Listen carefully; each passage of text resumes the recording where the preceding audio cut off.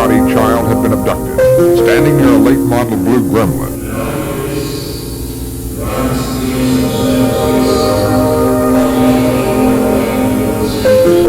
Willingly, with well-dressed. I like the word sophisticated. I think someone who fits into Besides, the area here without a problem. Fit the public stereotype You missed of a the child. Little League tryouts tomorrow. Mr. Ryder said you can try out next week. Say your prayers and we're with you, buddy. I remember sitting at this very table with Tim and discussing this with his brothers and his sister and his mother and I in this room. And I remember him sitting in the very chair here and looking at me saying, "Dad, if anybody did that to me, I would run." But he was a sixth grader and a personable kid and outgoing. On Wednesday evening, March 16th, 11-year-old Tim King borrowed some money from his sister, grabbed his skateboard, and headed for the Hunter Maple Pharmacy just a few blocks from his home in Birmingham. He told his sister he'd be right back, that he wanted to buy some candy. At about the same time, his parents were sitting down to dinner in a restaurant directly across the street from the pharmacy. A clerk in the pharmacy would remember seeing Tim leave by the back door around 8:30 p.m. after purchasing his candy. It was to be 5 days before Tim would be seen again. Tim's parents arrived home shortly before 9 that evening, and when his mother realized Tim was not there, she called friends and neighbors looking for her son. None had seen him after he left the pharmacy. As the evening passed and still no word from Tim, Barry and Marion King called the police and officially reported their son as missing. By Thursday morning, March 17th, fear began spreading through the metropolitan area that another Oakland County child had been abducted. That afternoon, Birmingham Police Chief Tobin called a news conference and confirmed those fears. Tim had not spent the night with a friend, nor did officials believe he was a runaway.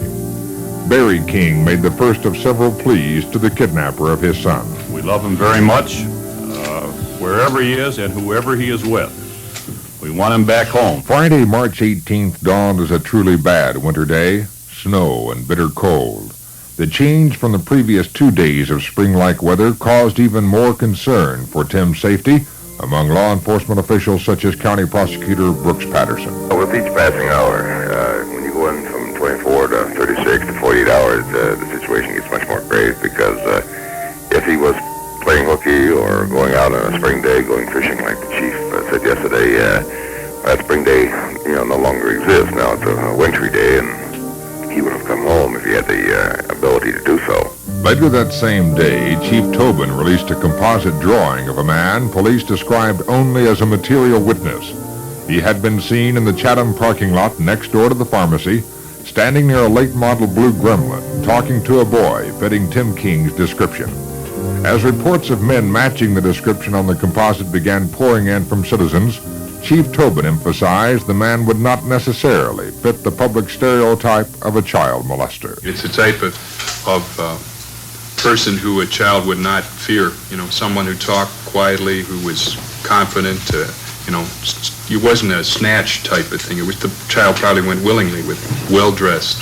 I like the word sophisticated. I think someone who fits into the area here without a problem. As Friday ended, Barry King, hoping his son was listening, had a message for Tim.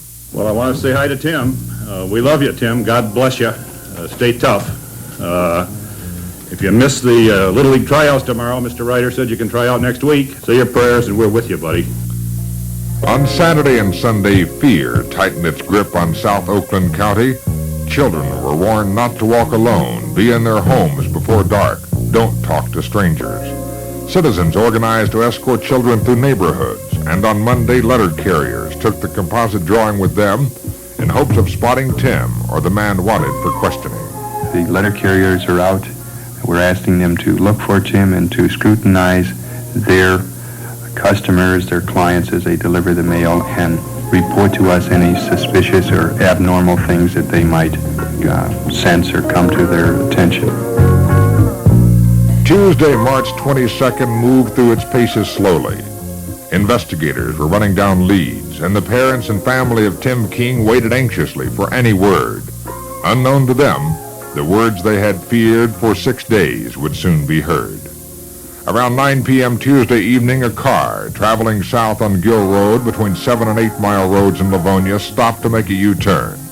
The driver spotted the body lying in a ditch alongside the road with the skateboard Tim had taken with him lying nearby. I had finally gotten to bed and was asleep and heard it on the radio. I'm sure my subconscious woke me up.